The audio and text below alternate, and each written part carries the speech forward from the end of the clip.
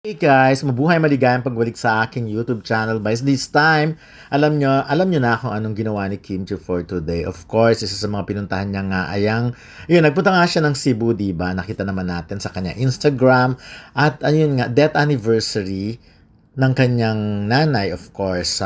So makikita naman doon na oo nga, no? Parang June 23. So, 13 years ago. So, 2013. Na-coincidence yung sinakyan niya nga na nakita naman natin yung nameplate.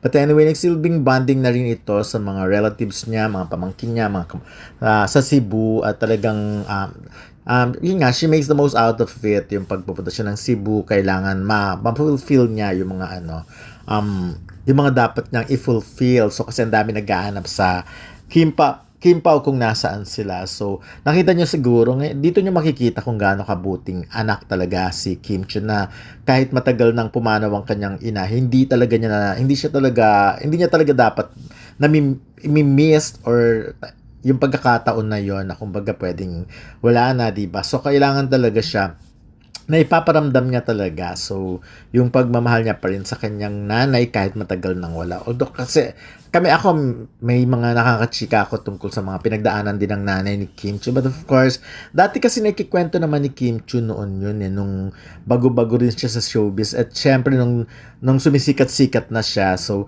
ayun na, may mga kwento-kwento na about Kim Chiu, about sa family niya. Pero kita nyo, yung mga kamag-anak niya talaga, pamangkin niya, kapatid niya, talagang artistahin lahat, no? So, at yun na. Anyways, again, umani ng papuri si Kim Chiu kung gaano siya kabuting anak at kapatid talaga. Wala kang maipipintas talaga when it comes to sa kanyang pag-aalaga at pagmamahal sa mga kamag-anak niya, sa kanyang mga kadugo. So, hopefully talaga, siya rin, magkaroon na siya ng sarili niyang pamilya at siguro by next year naman, di ba? So, yun naman talaga ang wish ng marami, na magkaroon na rin na si Kim Chiu ng sarili niyang, yung pamilya niya, may tuturing niyang asawa, kasama niya, of course, ng anak, yung mga ganon, di ba? Kasi syempre,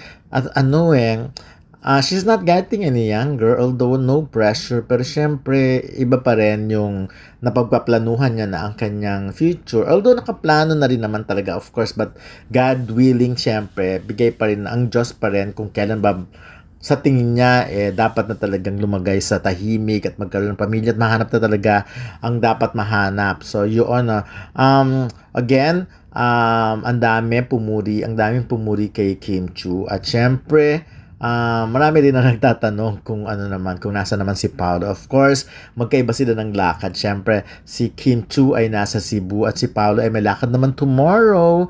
Di ba, alam naman natin yun. Napuntahan ko na yung lugar na yon. Actually, yung mayor doon, si Mayor Jennifer, siya, nag-aartista siya noon. Hanggang ngayon naman nag-aartista, pero syempre iba ang kanyang pangalan. So, anyways, sa Buyan Festival, so parang din siya, no? Parang sa San Juan Bautista, yung sasabuyan, parang ganun din.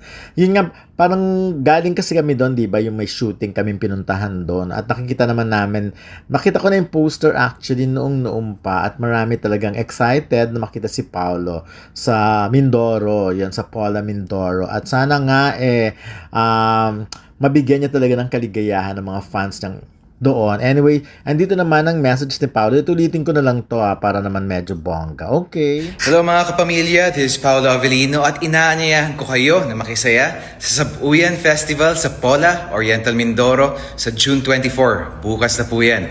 Haharanayin namin kayo ni na Mayor Jennifer Cruz at Congressman Arnan Panaligan. Kaya punta na sa Pola at makisaya. Kita-kits po tayo dyan. Hello mga kapamilya, this is Paolo Avellino at inaanyayahan ko kayo na makisaya sa Sabuyan Festival sa Pola, Oriental Mindoro sa June 24. Bukas na po yan. Haharanayin namin kayo ni na Mayor Jennifer Cruz at Congressman Arnan Panaligan. Kaya punta na sa Pola at makisaya. Kita-kits po tayo dyan. Hello mga kapamilya, this is Paolo Avellino at inaanyayahan ko kayo na makisaya sa Sabuyan Festival sa Pola, Oriental Mindoro sa June 24. Bukas na po yan. Haharanayin namin kayo ni na Mayor Jennifer Cruz at Congressman Arnan Panaligan. Kaya punta na sa Pola at makisaya. Kita-kits po tayo dyan.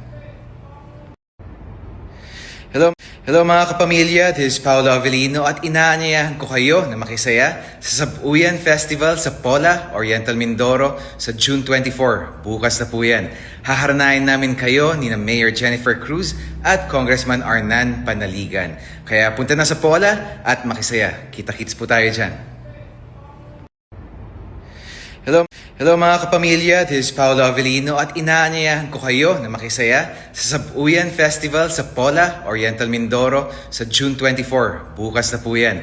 Haharanayin namin kayo ni na Mayor Jennifer Cruz at Congressman Arnan Panaligan. Kaya punta na sa Pola at makisaya. Kita-kits po tayo dyan.